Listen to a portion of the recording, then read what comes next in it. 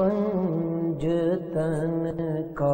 हमारे चैनल से जुड़ने के लिए YouTube पर लिम्रा एजेंसी सब्सक्राइब करें। दिल से बोले आमीन और जोर से बोले, जोर से बोले यार। हल्के फुल्के में गौस पाक की बारगाह कोई ऐसी वैसी बारगाह थोड़ी है। अब मामूली बुजुर्ग हैं, एक चोर, एक शाह, एक शख्स गौस। एक बात बता दूं, एक गौस पाक की बात बता दूं, ठीक है? वो आया, उसने कहा शेख अब्दुल कादिर मैं आपसे मुरीद होना चाहता हूं। गौस पाक ने अपना हाथ बढ़ाया, उसने भी अपना हाथ बढ़ाया, फिर खींच लिया। गौस पाक फरमाते हैं क्यों तूने अपना हाथ क्यों खींच लिया? उसने कहा हुजूर मैं मुरीद तो हो जाऊंगा, मेरी दो शर्तें हैं। कितनी? दो ही लोग बोलिएगा। हाँ कितनी? ऊंचे बोले कितनी? दो दो दो। अजीब बात है, बैठे हैं लेकिन हुजूर के बैठने का मंजर याद आ गया। जरा हाथों को उठा के बोलो लब्बैक या गौस आजम। ऊंचे बोल लब्बैक या गौस आजम। एक मिसरा भाई, वो तीन मिसरों की नाम सुनिए ना। तीन है दूरी बस जरा सी सैयदे अबरार बैठे हैं। सरकार दो मानों में इस्तेमाल होता है दूरी बस जरा सी सैयदे अबरार बैठे हैं। शबे मेराज है आका सरे दरबार बैठे हैं। तेरी सरकार में खालिक मेरे सरकार बैठे हैं। है दूरी बस जरा सी सैयदे अबरार बैठे हैं। है दूरी बस जरा सी सैयदे अबरार बैठे हैं। शबे मेराज है आका सरे दरबार बैठे हैं। तेरी सरकार में खालिक, दिल से बोल दे, तेरी सरकार में खालिक हर एक जानिब मोहम्मद मुस्तफा के यार बैठे हैं। एक शेर पढ़ता हूं, कोई एक आदमी कह दे सुभान अल्लाह। सब नहीं, जो आदमी हो जी। तेरी सरकार में खालिक मेरे सरकार बैठे हैं। हर एक जानिब मोहम्मद मुस्तफा के यार बैठे हैं।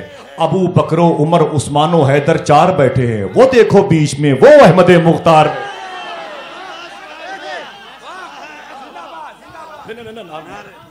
आपकी मोहब्बत, आपकी मोहब्बत। नारा लगाएं तो ये लोग लगाएं, इनके लिए मैं आप गुजारिश करूं। है दूरी बस जरा सी, बस जरा सी, बस जरा सी। भाई भाई सुनो, बहुत बहुत शुक्रिया आपका, बहुत बहुत शुक्रिया सुल्ला भाई, बहुत बहुत शुक्रिया आपका। है दूरी बस जरा सी सैयदे अबरार। आवाज पहुंची? किसी से पूछ के बताइए। है दूरी बस जरा सी सैयदे अबरार बैठे हैं। शबे मेराज है आका सरे दरबार बैठे हैं। तेरी सरकार में खालिक, तेरी सरकार में खालिक हर एक जानिब मोहम्मद मुस्तफा के यार बैठे हैं। अबू बकरो उमर उस्मानो हैदर चार बैठे हैं। वो देखो बीच में वो अहमद मुख्तार बैठे हैं। नबी पर हमला करने जब कभी कुफार आते थे, ये करके मशवरा मैदान से अक्सर भाग जाते थे। अली फिर हाथ में लेकर वहां तलवार बैठे हैं। अली फिर हाथ में लेकर वहां तलवार बैठे हैं। तेरी सरकार है खालिक, ऊंची बोले, हाथों को उठा के बोले, तेरी सरकार है खालिक मेरे सरकार बैठे हैं। तेरी सरकार है खालिक। अशार के चैप्टर क्लोज, वो वाकया बस गुफ्तगू खत्म।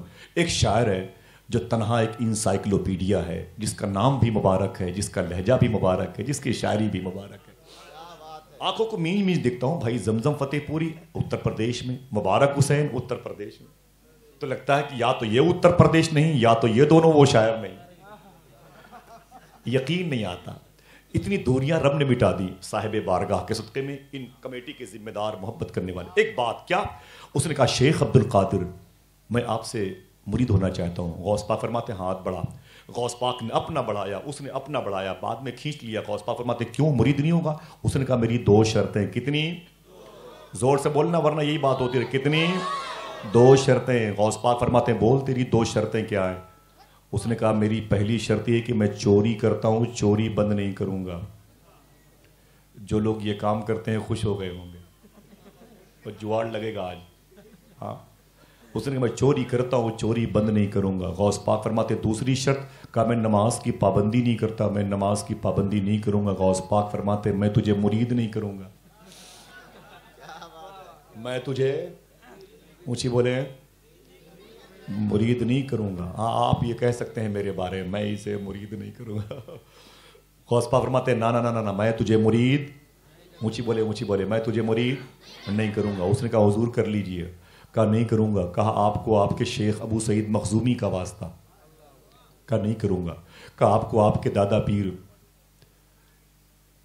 का वास्ता? कहा नहीं करूंगा। कहा हुजूर आपने हर हफ्ते में 2 तकरीर की। गौस पाक एक हफ्ते में 2 तकरीर करते थे। कितनी? एक तकरीर सिर्फ औलिया के साथ होती थी, 2 तकरीर अवामुन्नास पब्लिक बेस पर करते थे, और हर तकरीर में 400 लोग अल्लाह के वली बनते थे। कितने कितने? पीछे बोले, पीछे बोले, कितने? 400 लोग अल्लाह के औलिया बनते थे। बात खत्म हो रही है। उसने कहा या शेख अब्दुल कादिर मुझे मुरीद कर लीजिए। गौस पाक फरमाते हैं ना ना ना ना, तुझे मुरीद नहीं करूंगा, शरीयत के खिलाफ तेरी शर्तें हैं। उसने कहा हुजूर आपको आपकी माँ का वास्ता। आय हाय, गौस पाक की माँ के नाम पर बोल दो सुभान अल्लाह। मखदूमा फातिमा उम्मुल खैर। गौस पाक ने माँ का नाम सुना, तड़प गए। बोले क्या बोला? बोले आपकी माँ का वास्ता। गौस पाक फरमाते हैं तेरी 2 शर्तें मुझे कबूल नहीं है, अगर तू मुझसे मुरीद होना चाहता है तो मेरी भी एक शर्त है। मेरी भी? चुपके से बोले मेरी भी। लिम्रा एजेंसी में ये बातें रिकॉर्ड हो रही हैं, नौशाद भाई मौजूद हैं, पूरी दुनिया तक आपकी आवाज़ पहुंचेगी। आपका लेबल भी बढ़ सकता है और आपका लेबल, मैं क्यों कहूँ, आप कह रहे हैं। सुनिए आप, गौस पाक फरमाते हैं मेरी भी एक शर्त है। कहा क्या? गौस पाक फरमाते जब अजान का वक्त हो जाए तो अजान दे दिया करना, या जब अजान का लफ्ज सुन के इतना घबरा गए तो नमाज का टॉपिक होता तो। गौस पाक ने फरमाया जब अजान का वक्त हो जाए तो अजान दे दिया करना। उसने कहा हुजूर मुझे मुरीद कर लोगे तो मैं आपकी हजारों शर्तें मान लूंगा। फरमाते ना ना ना ना, ना बस एक शर्त काफी है, इसी में तू लिपट जाएगा, पता चलेगा तुझको। उसने कहा हुजूर मुझे मुरीद करें? कहा मुरीद कर लूंगा। गौस पाक ने अपना हाथ बढ़ाया, उसने अपना हाथ बढ़ाया, कंप्रोमाइज, गौस पाक का मुरीद हो गया। गौस पाक का मुरीद, ऊंची बोले, गौस पाक का मुरीद हो गया। घर चला गया, 4 दिन तक घर में था। चौथे दिन बीवी ने कहा उठ, दिमाग खराब है, 4 दिन से मैं देख रही हूं जब अजान का वक्त होता है तो चारपाई से उठता है, वजू करता है, घर ही के कमरे में अजान दे के फिर सो जाता है,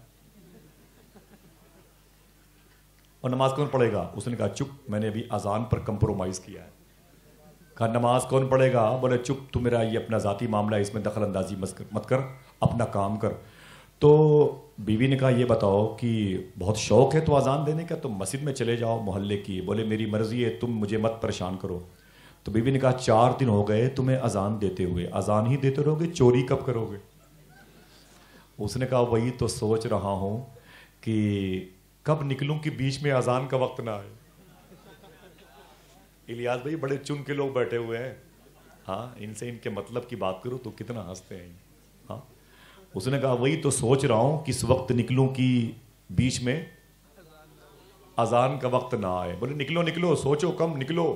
उसी दिन रात में बाकूबा इलाके में एक बड़े अमीर आदमी के घर में दीवार के पीछे फलांग करके नीचे उतरा। कहानी खत्म हो रही है, आपकी सांसें बाकी रहनी चाहिए।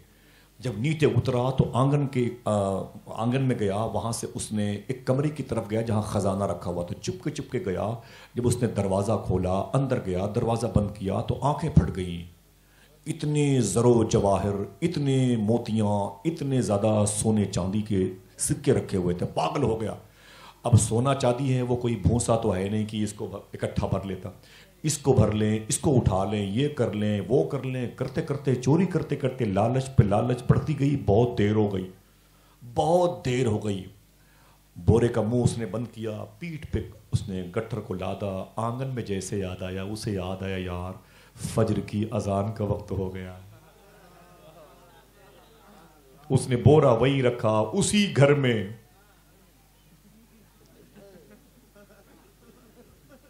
उसी के घर में किबला की तरफ मुंह करके अजान देनी शुरू कर दी।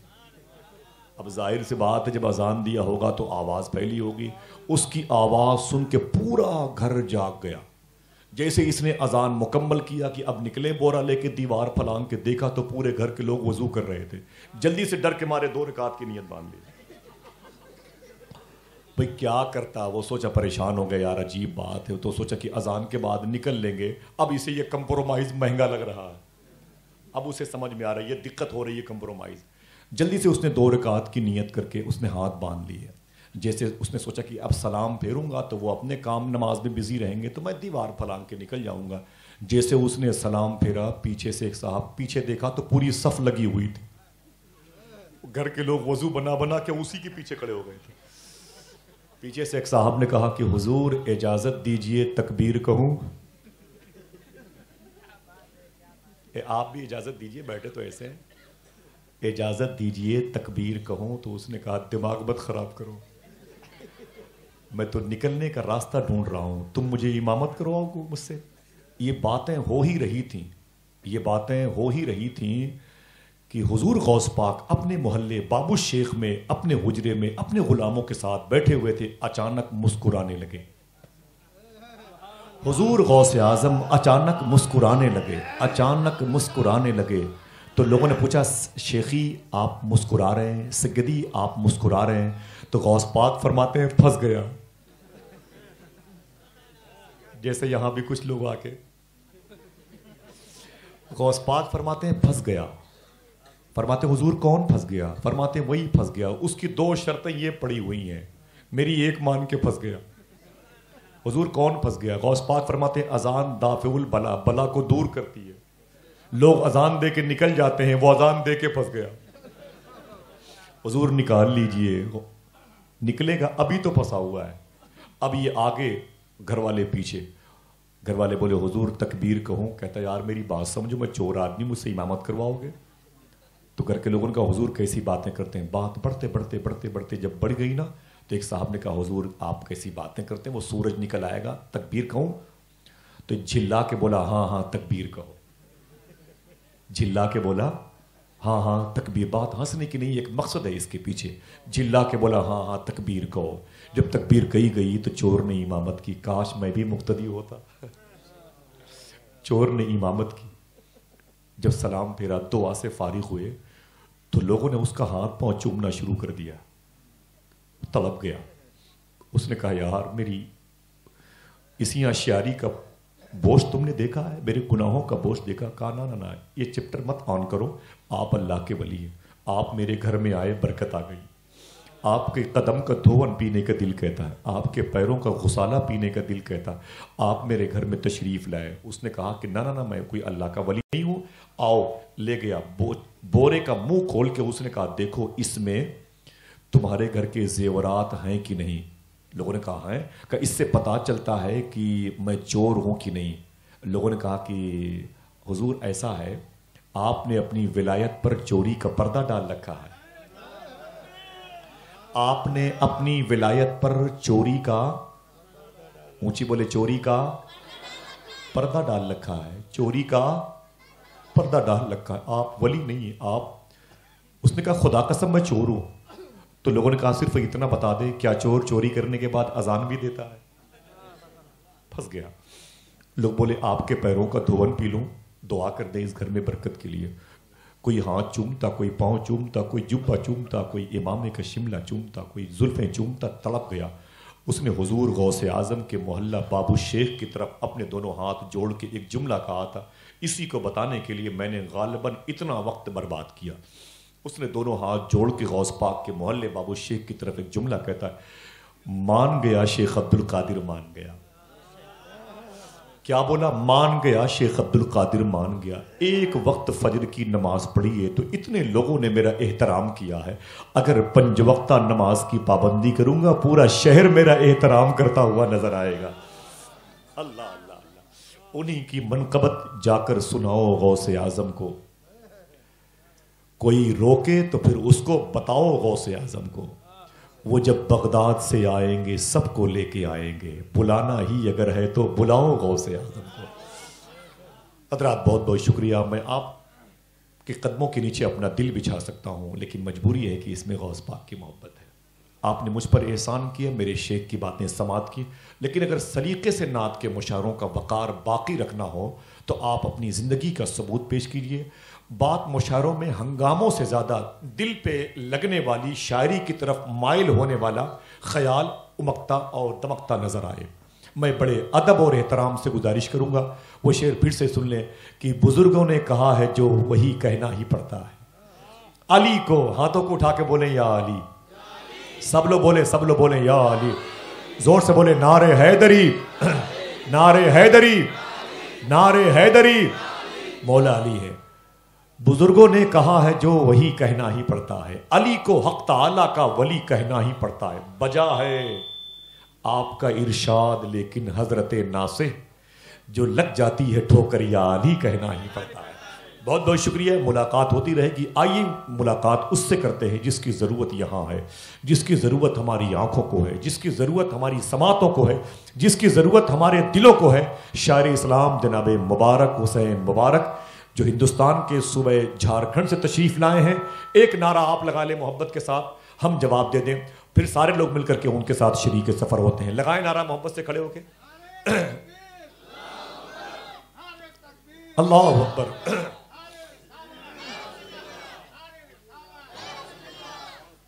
दहलीज पे रख दी है किसी शख्स ने आंखें, रोशन कभी इतना तो दिया हो नहीं सकता। बस तू मेरी आवाज से आवाज मिला दे, फिर देख कि शहर में क्या हो नहीं सकता।